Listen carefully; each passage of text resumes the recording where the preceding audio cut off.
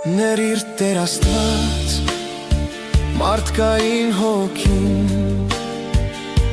բացիր ճշմարիտ ուղին հերկնային, և Աստված լսեց